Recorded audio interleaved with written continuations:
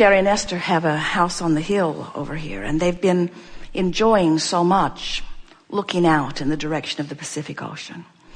And they could see some of the ocean, but not much. There was a big tree, a very big tree, a fan-like tree, a protected tree, a loved by many tree,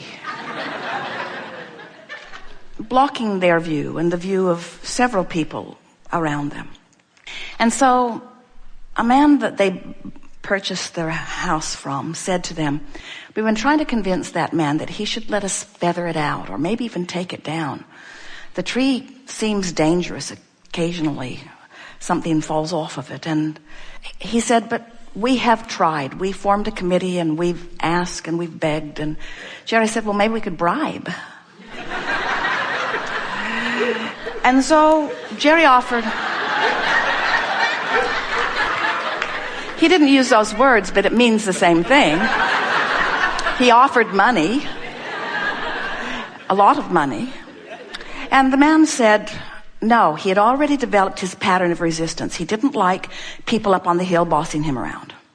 And he didn't care whose view his tree was blocking. And he watered it every day, and every day it got a little taller.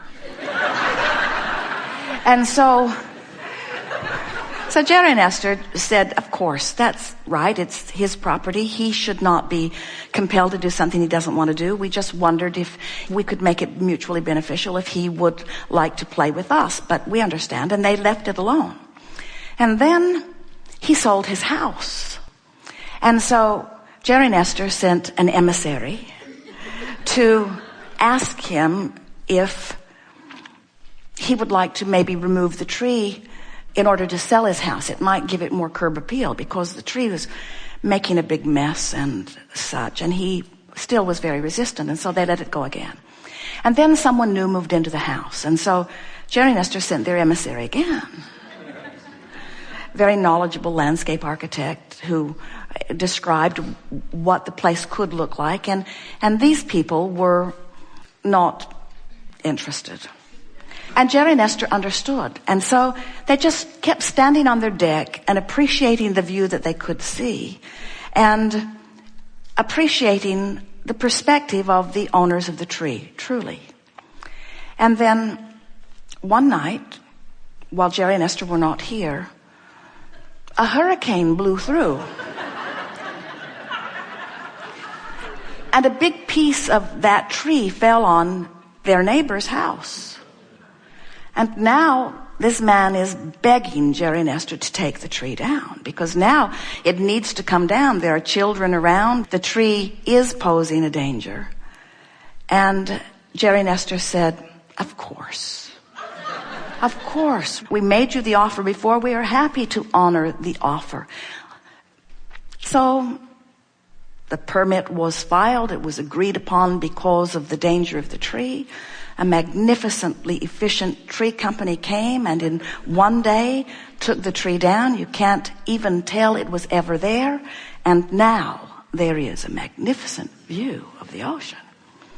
And Jerry and Esther were sitting and looking at it. And Esther said, it's like the seas have parted. It's that feeling of this opened. They bought this lot to park their bus and then remodeled the house and love it more than anything else. And now the view is opened still further off into infinity. So Esther is sitting on the deck the other day and she spotted another tree. And being the fun-loving being that she is, she said, all right, friends, do you want to do this the easy way or the hard way? She is only kidding, and we are only having fun with her fun. But we're wanting you to understand that when things work at their best, they are always mutually beneficial for everyone involved.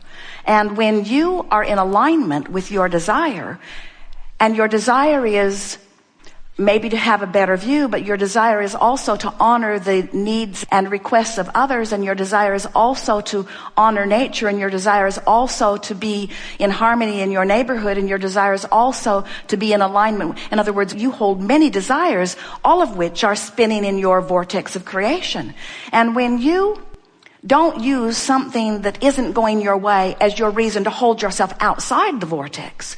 When you bask and appreciate and love life around the things that aren't perfect for you in every moment, so that you let what is working be the basis of the reason that you offer your vibration, then what happens is you are frequently inside the vortex where the universe orchestrates circumstances and events for the accommodation of all who are involved. We're not kidding you about this. You can have everything you want without depriving anyone else of anything, because you live in a balanced enough universe that everything that you want is easily accommodatable by those who surround your object of attention. But unless you get in the vortex where who you really are and what you really want is, you will not see the path. You will not be there at the right time. You will not be a vibrational match to the unfolding that allows things to happen the way they need to happen in order to give you what you want. When you let this vibrational reality play a bigger role in the vibration that is you, what happens is you match up not just with the source you who you have helped become, but you match up with all of the circumstances and events that have already been assembled. We want to say to you that in this vortex of creation, all cooperative components have already been assembled. All cooperative components have already been assembled. Cooperative components for the absolute fulfillment of everything that you've asked for as far as you've been able to ask. The question that we want to help you ask and answer is, are you a compatible component to your own desires? And if you're ornery, the answer is no. If you're disappointed, the answer is no. If you're worried, the answer is no. If you are fitful, the answer is no. If you're overwhelmed, the answer is no. You got to be in the vicinity of hope and up. Hope, belief, love, knowing, joy, all that stuff. You got to be in the vicinity of that to really be in the vortex where what looks like magic to those outside the vortex is happening. It's not magic. It's natural. It's not magic. It's life. It's not magic. It's what law says it must be.